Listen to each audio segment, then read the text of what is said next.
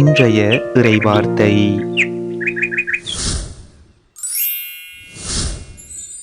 திருத்தூதர் பவுல் ரோமையருக்கு எழுதிய திருமுகத்தில் இருந்து வாசகம்.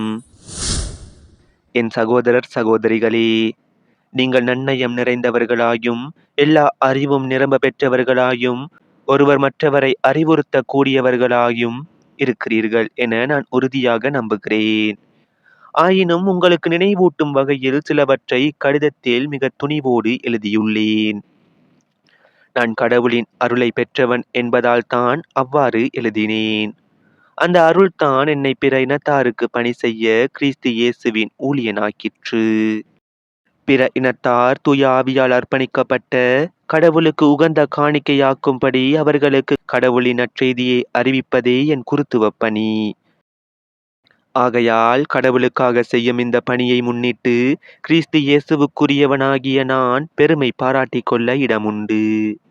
பிற இனத்தார் தமக்கு கீழ்ப்படியும் பொருட்டு கிறிஸ்து என் வழியாய் சொல்லாலும் செயலாலும் அரும் அடையாளங்கள் அருஞ்செயல்களின் வல்லமையாலும் கடவுளின் ஆவியின் வல்லமையாலும் செய்து முடித்தவற்றைத் தவிர வேறெதை பற்றியும் பேச நான் துணிய மாட்டேன். இவ்வாறு எருசலேம் தொடங்கி இல்லிரக்கம் மாநிலம் வரை எங்கும் சுற்றி கிறிஸ்துவின் நற்செய்தியை அறிவிக்கும் பணியை முடித்துவிட்டேன். கிறிஸ்துவின் பெயரை கேள்விப்படாத இடங்களில் மட்டும் நற்செய்தி அறிவிப்பதே என் நோக்கமாயிருந்தது. ஏனெனில் வேறொருவர் இட்ட அடித்தளத்தின் மேல் கட்டி எழுப்ப நான் விரும்பவில்லை. ஆனால் தங்களுக்கு சொல்லப்படாததை அவர்கள் காண்பர், தங்கள் கேள்விப்படாததை அவர்கள் புரிந்து கொள்வர். இது ஆண்டவர் வழங்கும் அருள் வாக்கு. இறைவா, உமக்கு நன்றி. இன்றைய தினத்துக்கு உரிய நற்செய்தி வாசகம். லூக்கா எழுதிய தூய நற்செய்தியில் இருந்து. அக்காலத்தில் இயேசு தம் சீடருக்கு கூறியது: செல்வர் ஒருவருக்கு வீட்டு பொறுப்பாளர் ஒருவர் இருந்தார். அவர் தம் தலைவரின் உடைமைகளை பாழாக்கியதாக அவர் மீது பழி சுமத்தப்பட்டது. தலைவர் அவரை கூப்பிட்டு, உம்மை பற்றி நான் கேள்விப்படுவது என்ன? உம் பொறுப்பில் உள்ள கணக்கை ஒப்படையும். நீர் இனி வீட்டு பொறுப்பாளராய் இருக்க முடியாது என்று அவரிடம் கூறினார். அந்த வீட்டு பொறுப்பாளர், நான் என்ன செய்வேன்? வீட்டு பொறுப்பிலிருந்து என் தலைவர் என்னை நீக்கிவிடப் போகிறாரே.